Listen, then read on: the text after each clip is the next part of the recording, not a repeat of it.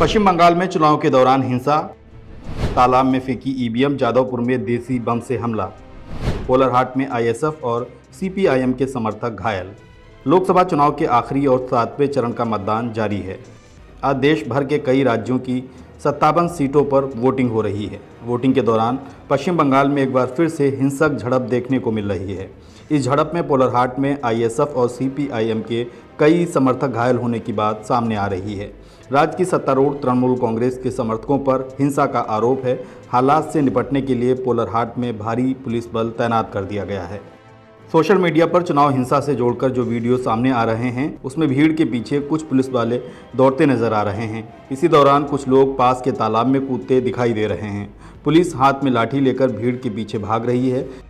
इससे पहले भी पश्चिम बंगाल में चुनाव के दौरान कई बार हिंसक मामले हो चुके हैं। चुनावी हिंसा को लेकर अक्सर तृणमूल कांग्रेस विपक्षियों के निशाने पर रही है। पश्चिम बंगाल में पंचायत चुनाव के दौरान हुई हिंसा ने देश भर में सुर्खियां बटोरी थीं। तब पश्चिम बंगाल पंचायत चुनाव के दौरान हिंसा को लेकर कलकत्ता हाईकोर्ट ने राज्य चुनाव आयोग को भी फटकार लगाई थी। लोकसभा चुनाव के 7वें और अंतिम चरण में शनिवार सुबह से ही केंद्र शासित प्रदेश चंडीगढ़ और 7 राज्यों की 57 सीटों पर वोटिंग चल रही है। इसी चरण में वाराणसी लोकसभा सीट पर वोटिंग हो रही है, जहां से प्रधानमंत्री नरेंद्र मोदी लगातार तीसरी बार चुनाव लड़ रहे हैं। केंद्र शासित प्रदेश चंडीगढ़ की 1, पंजाब की सभी 13 और हिमाचल प्रदेश की 4, उत्तर प्रदेश की 13, पश्चिम बंगाल की 9, बिहार की 8, ओडिशा की 6 और झारखंड की 3 लोकसभा सीटों पर आज वोट डाले जा रहे हैं। इसके अलावा ओडिशा और हिमाचल प्रदेश में विधानसभा की कुछ सीटों पर भी मतदान हो रहा है। ओडिशा में 42 विधानसभा सीटों पर वोटिंग चल रही है, तो हिमाचल प्रदेश की 6 विधानसभा सीटों के लिए उपचुनाव हो रहे हैं। भीषण गर्मी के बीच सुबह से ही मतदान केंद्रों के बाहर मतदाता कतारों में खड़े दिखाई दे रहे हैं।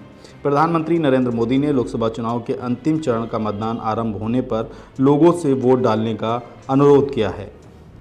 7वें चरण में कई दिग्गजों की साख दांव पर लगी है। चुनाव मैदान में कुल 904 प्रत्याशी हैं। चर्चित उम्मीदवारों में केंद्रीय मंत्री अनुराग ठाकुर, पश्चिम बंगाल की मुख्यमंत्री ममता बनर्जी के भतीजे अभिषेक बनर्जी, राजद सुप्रीमो लालू प्रसाद यादव की बेटी मीसा भारती और अभिनेत्री कंगना रनौत मैदान में हैं।